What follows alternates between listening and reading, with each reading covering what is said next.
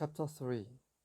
Now these are the nations which Yahweh left to test Israel by them, that is, all who had not experienced any of the woes of Canaan, only in order that the generations of the sons of Israel might be taught war, those who had not experienced it formerly.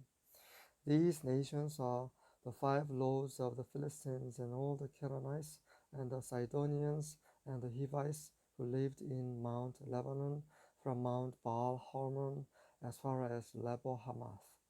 They were for testing Israel, to find out if they would obey the commandments of Yahweh, which he had commanded their fathers through Moses. The sons of Israel lived among the Canaanites, the Hittites, the Amorites, the Perizzites, the Hivites, and the Jebusites, and they took their daughters for themselves as wives, and gave their own daughters to their sons, and served their gods. The sons of Israel did what was evil in the sight of Yahweh, and forgot Yahweh their God, and served the Baals and the Ashtaroth. Then the anger of Yahweh was kindled against Israel, so that he sold them into the hands of Cushan Rishathaim, king of Mesopotamia, and the sons of Israel served Cushan Rishathaim 8 years. When the sons of Israel cried to Yahweh, Yahweh raised up a deliverer for the sons of Israel to deliver them, Othniel the son of Kenaz, Caleb's younger brother. The Spirit of Yahweh came upon him, and he judged Israel. When he went out to war, Yahweh gave Cushan Rishathaim, king of Mesopotamia, into his hand, so that he prevailed over Cushan Rishathaim. Then the land had rest 40 years, and Othniel the son of Kenaz died. Now the sons of Israel again did evil in the sight of Yahweh, so Yahweh strengthened Eglon the king of Moab against Israel, because they had done evil in the sight of Yahweh. And he gathered to himself the sons of Ammon and Amalek, and he went and defeated Israel, and they possessed the city of the palm trees. The sons of Israel served Eglon the king of Moab 18 years.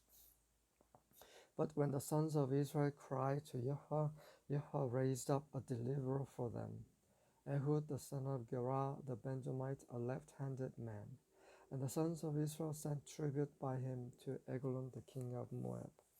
Ehud made himself a sword which had 2 edges, a cubit in length, and he bound it on his right thigh under his cloak. He presented the tribute to Eglon king of Moab. Now Eglon was a very fat man. It came about when he had finished presenting the tribute that he sent away the people who had carried the tribute, but himself turned back from the idols which were at Gilgal, and said, I have a secret message for you, O king. And he said, Keep silence. And all who attended him left him. Ehud came to him while he was sitting alone in his cool roof chamber. And Ehud said, I have a message from God for you. And he arose from his seat. Ehud stretched out his left hand, took the sword from his right thigh, and thrust it into his belly. The handle also went in after the blade, and the fat crossed over the blade, for he did not draw the sword out of his belly, and the refuse came out. Then Ehud went out into the vestibule, and shut the doors of the roof chamber behind him, and locked them. When he had gone out, his servants came and looked, and behold, the doors of the roof chamber were locked. And they said, He is only relieving himself in the cool room. They waited until they became anxious, but behold, he did not open the doors of the roof chamber. Therefore they took the key and opened them, and behold, their master had fallen to the floor dead. Now Ehud escaped while they were delaying, and he passed by the idols and escaped to Seirah. It came about when he had arrived that he blew the trumpet in the hill country of Ephraim, and the sons of Israel went down with him from the hill country, and he was in front of them. He said to them, Pursue them, for Yahweh has given your enemies, the Moabites, into your hands. So they went down after him and seized the falls of the Jordan opposite Moab, and did not allow anyone to cross. They struck down at that time about 10,000 Moabites, all robust and valiant men, and no one escaped.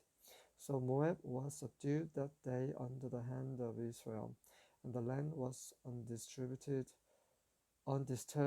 for 80 years. After him came Shamgar the son of Anath, who struck down 600 Philistines with an ox goad, and he also saved Israel.